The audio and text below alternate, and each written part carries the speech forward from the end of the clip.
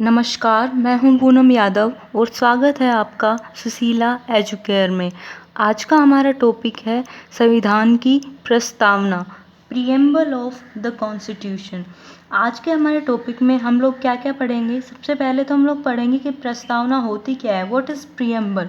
उसके बाद हम लोग पढ़ेंगे प्रस्तावना के अन्य नाम, दूसरे किस किस नामों से प्रस्तावना को जाना जाता है, और उसके साथ साथ दूसरे व्यक्तियों ने जो कि विशेषज्ञ है या फिर अन्य कोई भी व्यक्ति है, उन्होंने प्रस्तावना के बारे में क्या क्या कथन कहे हैं। उसके बाद हम लोग जानेंगे प्रस्तावना में जो लिखित जो शब्द हैं उनका क्या अर्थ होता है, क्या उनका मीनिंग होता है, वो हम लोग इसके बाद जानेंगे। तो इन 3 टॉपिक्स पर आज हम लोग डिस्कस करेंगे। तो चलिए स्टार्ट करते हैं फर्स्ट टॉपिक से। सबसे पहले क्या है कि प्रस्तावना होती क्या है, व्हाट इज़ प्रीएम्बल।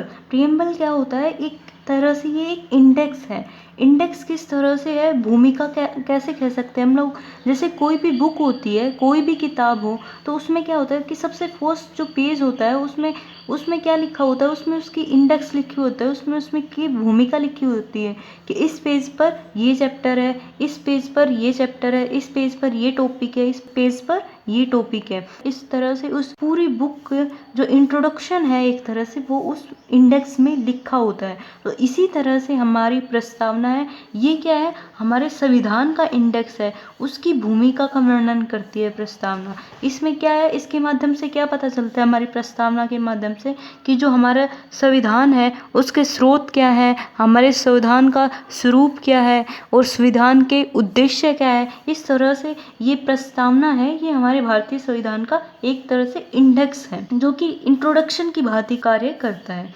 उसके बाद क्या करता है, ये हमारे जो संविधान है उसके आदर्श और जो उद्देश्य है, जैसे कि प्रस्तावना में मैंने पहले भी बता दिया इंडेक्स है, तो ये क्या करता है, हमारे जो संविधान है उसके उद्देश्यों को, उसके आदर्शों का इसमें वर्णन कर रखा है और सरकार के क्या स्वरूप हैं और संविधान के स्रोत से संबंधित। इसके साथ ही जो हमारी प्रस्तावना है इसका विकास किस तरह से हुआ, देखिए जो 13 दिसंबर 1946 को है, वो जो हमारे पंडित जवाहरलाल नेहरू हैं, उन्होंने क्या किया, 13 दिसंबर 1946 को संविधान सभा में उद्देश्य प्रस्ताव रखा था और उस उद्देश्य प्रस्ताव से ही इसका जो है विकास हुआ है।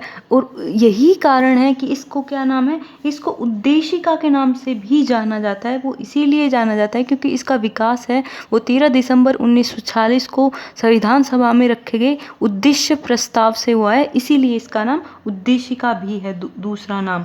और जो प्रसिद्ध न्यायविद है, संविधान विशेषज्ञ है N.A. पालकीवाला, इन्होंने क्या कहा है, परिचय पत्र कहा है। किस चीज का परिचय पत्र, हमारे संविधान का। इसके साथ ही साथ जो हमारे देश की प्रस्तावना है, संविधान की प्रस्तावना है, वो है, ये प्रस्तावना ली कहाँ से गई है, तो ये अमेरिका से ली गई है। प्रस्तावना ली तो गई है अमेरिका से और इसकी भाषा है वो ली गई है ऑस्ट्रेलिया से। ऑस्ट्रेलियाई प्रभाव ज़्यादा है इसकी भाषा पर, लेकिन प्रस्तावना ली गई है अमेरिका से। तो ये देखिए, ये हमारी प्रस्तावना है। ये जो NCERT की बुक्स होती है उसके भी फर्स्ट पेज पे और भी काफ़ी सारी बुक्स होती हैं जो कि उनके फर्स्ट पेज पे हमारे देश की प्रस्तावना है वो लिखी होती है।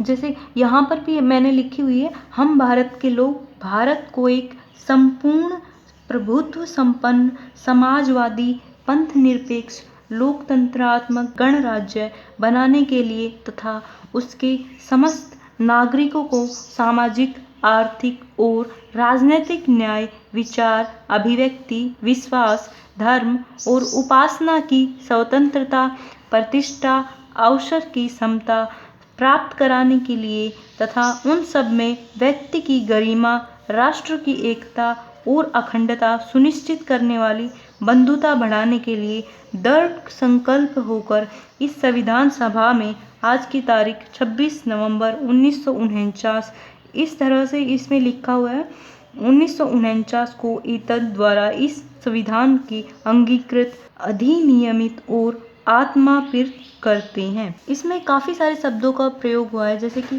संपूर्ण प्रभुत्व संपन्न, दूसरा है समाजवादी, तीसरा है पंथ निरपेक्ष, चौथा है लोकतंत्रात्मक गणराज्य और सामाजिक, आर्थिक, राजनीतिक न्याय। तो इस तरह से हम देखेंगे कि हमारे जो देश है जो भारत है उसका, हमारा जो संविधान है उसका जो स्रोत कौन है, हम भारत के लोग। उसका स्रोत कौन है, हम खुद हैं, भारत के लोग हैं।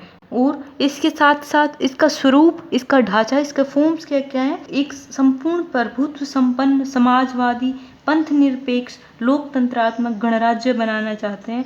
और इसके साथ साथ ही जो हमारे देश का जो संविधान है उसके उद्देश्य क्या क्या है, तो उद्देश्य है सामाजिक, आर्थिक और राजनीतिक न्याय और स्वतंत्रता। कौन कौन सी, विचार, अभिव्यक्ति, विश्वास, धर्म और उपासना की स्वतंत्रता, और अवसर, प्रतिष्ठा और अवसर की समता, और राष्ट्र की एकता और अखंडता सुनिश्चित करने के लिए और बंधुत्व बढ़ाने के लिए। तो इन सबको one by one, word to word हम लोग डिस्कस करेंगे। तो इस तरह से हम लोग, सबसे फर्स्ट तो है प्रस्तावना में लिखित शब्द। तीसरा जो हमारा टॉपिक है वो है प्रस्तावना में लिखित शब्द क्या क्या है, उनके बारे में, उनका अर्थ जानेंगे हम लोग। तो फर्स्ट है जो हमने देखा था इसमें, वो है हम भारत के लोग।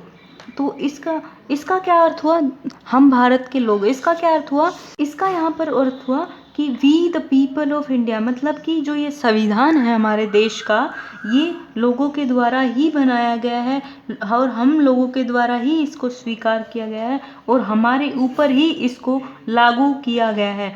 मतलब कि ये भारतीय जनता को समर्पित है। सेकंड जो हमारा पॉइंट है वो है संपूर्ण प्रभुत्व संपन्न सुवर्जियन। इसका क्या अर्थ हुआ कि जो हमारा देश है भारत, वो अपने आंतरिक और बाह्य, मतलब कि विदेशिक मामले, कोई भी मामला हो उसमें बिना किसी बाह्य हस्तक्षेप और बिना किसी दबाव के खुद स्वतंत्र रूप से निर्णय लेने में सक्षम है, खुद स्वयं निर्णय ले सकता है और ना ही किसी के लिए वो बाध्यकारी भी नहीं है। तो इसके जो हमारे मामले हैं वो दो तरह के होते हैं, एक तो होता है आंतरिक और दूसरा है बाह्य। बाह्य का मतलब अर्थ क्या हुआ यहाँ पर, विदेशिक मामले हैं वो। आंतरिक मामलों में कौन कौन से मामले आ जाते हैं, जैसे कि राजनीतिक हो गए, आर्थिक हो गए, सामाजिक हो गए और धार्मिक हो गए। उसके अलावा विदेशिक मामलों में कौन कौन से आ गए, जैसे कि मित्रता के मामले हो गए, उसके बाद शत्रुता के मामले हुए और संधि के मामले हुए। जो संधि जैसे कि यूएनओ है, यूनाइटेड नेशन ऑर्गेनाइजेशन, संयुक्त राष्ट्र संघ, इसके साथ हमारी संधि है और इसकी सदस्यता भी प्राप्त है यूएनओ की। लेकिन जो हमारा देश है भारत, इसमें कोई भी वैश्विक संगठन है उसके साथ जुड़ना हमारे देश की खुद स्वेच्छा पर निर्भर करता है। कोई भी बाध्यकारी नहीं है कि हमें इसका सदस्य बनना ही बनना है। जैसे कि नेहरू जी ने भी कहा है कि जो संधि है यह स्वेच्छा से लिया गया करार है, स्वेच्छा से किया गया करार है और इसे स्वेच्छा से ही समाप्त किया जा सकेगा। इसका अर्थ यह हुआ कि कोई भी अगर हम संधि करते हैं तो उसके लिए हम बाध्य नहीं है, हमारी स्वेच्छा के ऊपर निर्भर है कि हम उसको संधि के सदस्यता ग्रहण करें, स्वीकार करें या ना करें। अगला जो शब्द यहाँ पर प्रयोग हुआ है वो है समाजवादी। समाजवादी का क्या अर्थ हुआ, यहाँ पर समाजवाद है उसको उद्देश्य क्या होता है, सबसे पहले तो जैसे आय और जीवन की स्तर है उसकी असमानता है, जैसे अमीरी गरीबी वगैरह को, इन सबको कम करना और संपत्ति के जो केंद्रीकरण है, मतलब उस प्रवृत्ति को जो है रोकना, और जो मजदूर है या फिर वंचित वर्ग है उनका कल्याण करना। समाजवाद के लिए हमारे देश में अभी पहले कौन काम कर रहा था, इसके उद्देश्य को कौन प्राप्त कर रहा था, वो है योजना आयोग। पहले कौन कर रहा था, योजना आयोग। और अभी कौन कर रहा है, अभी जो हमारे देश में है ये पहले कर रहा था और अभी कर रहा है नीति आयोग।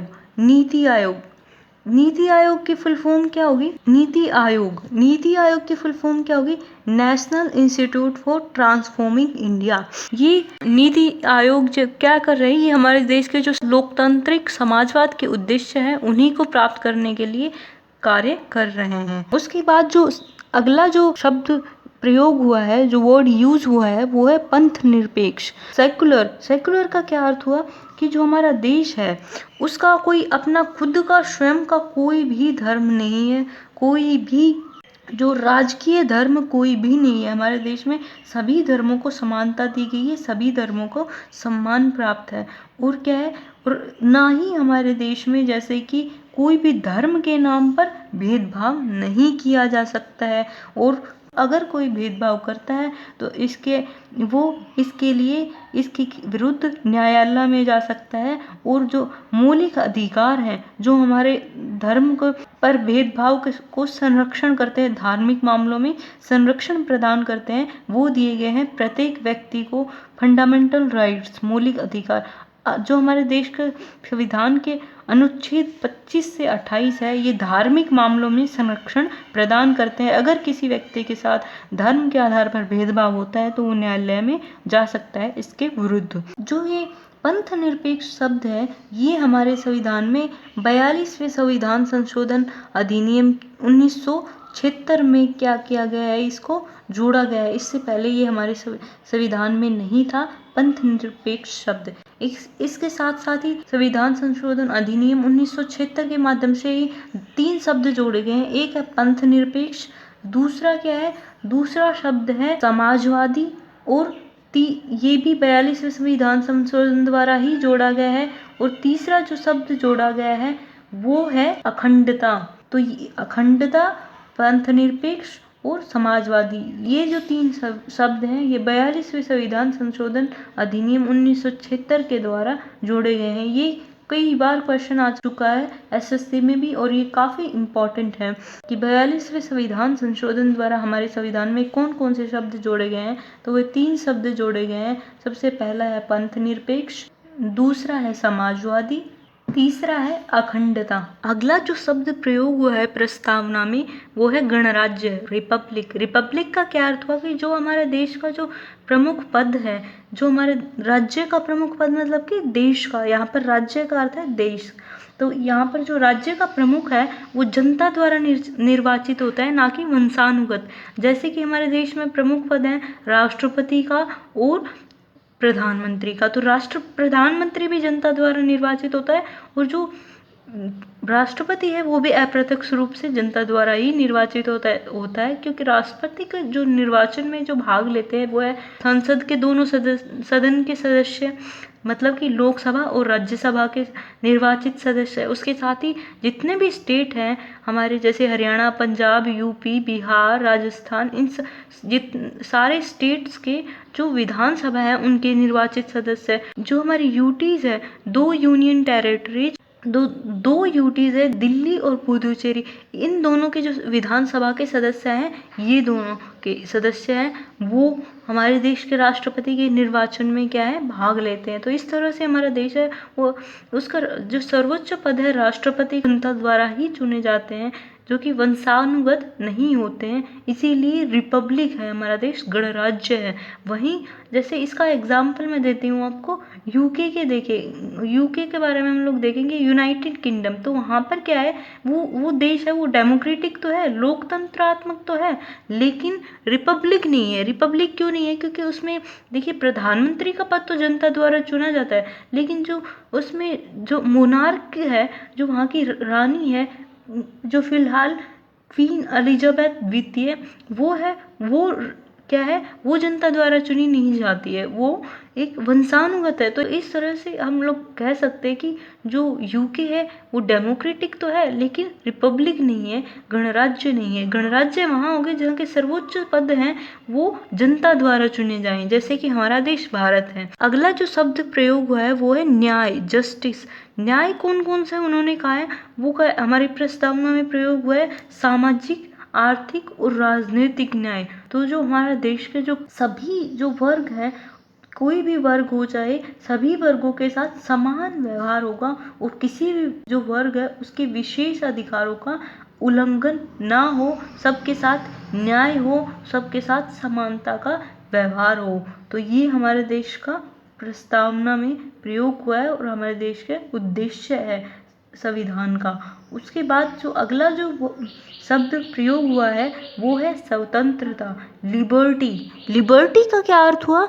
लिबर्टी का क्या अर्थ हुआ कि जो हमारे देश के व्यक्ति हैं उन्हें, हमारे देश के सभी व्यक्तियों को अपने विचार अभिव्यक्त करने का, अपने विचारों को बोलने का, अभिव्यक्ति का, विश्वास का और जिस धर्म को चाहें उस धर्म को मानने का, इन सब का उनकी स्वतंत्रता है, उनको अधिकार है। तो इन सबको क्या किया गया है, जो मूल अधिकार है, फंडामेंटल राइट्स है हमारे हमारे हर नागरिक के, भारतीय नागरिक के, उनके माध्यम से इनको सुनिश्चित किया गया है। और अगर कोई उनके माध्यम से, मूल अधिकारों के माध्यम से इनको सुनिश्चित किया गया है। और ये अधिकार है हमारे विचार के अभिव्यक्ति का, विश्वास और धर्म का, किसी भी धर्म को मान सकते हैं, उसमें विचार कर सकते हैं, अभिव्यक्त कर सकते हैं हम अपनी भावनाओं को। तो ये जितने भी हमारे अधिकार हैं, ये न्यायालय द्वारा परिवर्तनीय है। परिवर्तनीय का क्या अर्थ हुआ कि एनफोर्सिएबल है, मतलब कि हम लोग, अगर हमारे साथ कोई भेदभाव होता है, तो धर्म के नाम पर या फिर इन सब के नाम पर हमारे साथ कोई भी भेदभाव होता है, हमारी स्वतंत्रता को छीना जाता है, तो हम न्यायालय जा सकते हैं इनके विरुद्ध। अगला जो शब्द प्रयोग हुआ है वो है समता। समता किस चीज़ की? प्रतिष्ठा और अवसर की समता। तो प्रतिष्ठा और अवसर की समता क्या हुआ कि जो हमारे देश के जो व्यक्ति हैं, सभी नागरिकों को बिना किसी भेदभाव के समान अधिकार प्राप्त हैं, समान अवसर प्राप्त हैं। किसी भी व्यक्ति को लिंग, वंश, जाति, धर्म के आधार पर उसके साथ भेदभाव नहीं किया जा सकता। सभी संविधान के आगे, संविधान के समक्ष सभी समान हैं। ऐसा नहीं है कि कोई भी पुरुष है उसको प्राथमिकता दी जाएगी, वहीं कोई भी वंश है या फिर कोई भी जाति है उसको प्राथमिकता दी जाएगी और किसी जाति को प्राथमिकता नहीं दी जाएगी। ऐसा बिल्कुल भी नहीं है। जो हमारे देश के जो सभी व्यक्ति है, सभी नागरिकों को समानता के साथ व्यवहार किया जाता है। नेक्स्ट जो हमारा शब्द प्रयोग हुआ है भारत की प्रस्तावना में, संविधान की प्रस्तावना में, वो है व्यक्ति की गरिमा। व्यक्ति की गरिमा का अर्थ हुआ कि सभी व्यक्तियों को गरिमापूर्ण जो है जिंदगी जीने का, अपना जीवन जीने का अधिकार है। और इस अधिकार को भारतीय संविधान द्वारा संरक्षण प्रदान किया गया है अनुच्छेद 21 के तहत, आर्टिकल 21 के तहत। अगला जो शब्द प्रयोग हुआ है वो है राष्ट्र की एकता और अखंडता, unity and integrity of the nation. इसका क्या अर्थ हुआ? इसका अर्थ हुआ कि जो हमारे देश के जो राष्ट्र की, हमारे देश की जो एकता है और अखंडता है, इसको पालन करना, इसकी बनाए रखना हमारे देश के प्रत्येक नागरिक का फंडामेंटल ड्यूटी है, मौलिक कर्तव्य है। जैसे कि हमारे देश के राष्ट्र ध्वज का सम्मान करना, राष्ट्रगान का सम्मान करना, ये सब हमारे मौलिक कर्तव्य है। इसी तरह हमारे देश की एकता और अखंडता को बनाए रखना हमारे देश के प्रत्येक व्यक्ति का हमारा मौलिक कर्तव्य है, फंडामेंटल ड्यूटी है। अगला जो शब्द प्रयोग हुआ है वो है बंधुत्व, फ्रेटर्निटी। इसका क्या अर्थ हुआ इसका अर्थ हुआ कि हमारे देश के सभी व्यक्ति हैं, उनके मध्य एक होने की भावना को जागृत करना इसका उद्देश्य है। किसका उद्देश्य है? हमारे संविधान का, प्रस्तावना का, हमारे संविधान का उद्देश्य है। और क्या उद्देश्य है? और क्या है? भाईचारे का विकास करना उद्देश्य है हमारे देश के संविधान का। आपस में भाईचारे के साथ रहना चाहिए और इन सबको मौलिक कर्तव्य के अनुसार, ये हमारी फंडामेंटल ड्यूटी भी है, हमारे मौलिक कर्तव्य भी है। आर्टिकल जो 51A है, अनुच्छेद 51 क है, उसमें ये बात बोली भी गई है, बंधुत्व की भावना को प्रोत्साहित करता है ये आर्टिकल। तो ये हमारा मौलिक कर्तव्य भी है कि हम लोग एक साथ रहें और भाईचारे का विकास करें। तो इस तरह से हम लोग कह सकते हैं कि जो हमारे संविधान की जो प्रस्तावना है, ये संविधान का जो बहुत बड़ा एक हमारा संविधान है, जो कि विश्व का सबसे बड़ा लिखित संविधान है, उसका एक छोटा सा संक्षिप्त स्वरूप है, उसका एक छोटा सा लिखित रूप है, जो कि उसका इंडेक्स है, उसका इंट्रोडक्शन है, उसके बारे में बताता है। तो इस तरह से हम लोग कह सकते हैं कि जो हमारे देश की प्रस्तावना है उसमें क्या है कि हम क्या करेंगे और हमारा ध्येय क्या है और हम किस दिशा में जा रहे हैं, इन सब का उल्लेख है, इन सब का वर्णन है। इसके साथ ही साथ जो KM मुंशी है, उन्होंने हमारे देश की प्रस्तावना को क्या कहा है कि ये हमारे संप्रभु प्रजातांत्रिक गणतंत्र की जन्म कुंडली कहा है। किसको? प्रस्तावना को। आज के लिए इतना ही, और जो हमारा नेक्स्ट लेक्चर है वो है भारतीय संविधान की विकास यात्रा, मतलब कि हमारे देश का जो संविधान है, जो इसका विकास किस तरह से ये संविधान बनता हुआ आया, किस तरह से इसका विकास हुआ, the journey of Indian constitution. Video यहाँ तक देखने के लिए थैंक यू।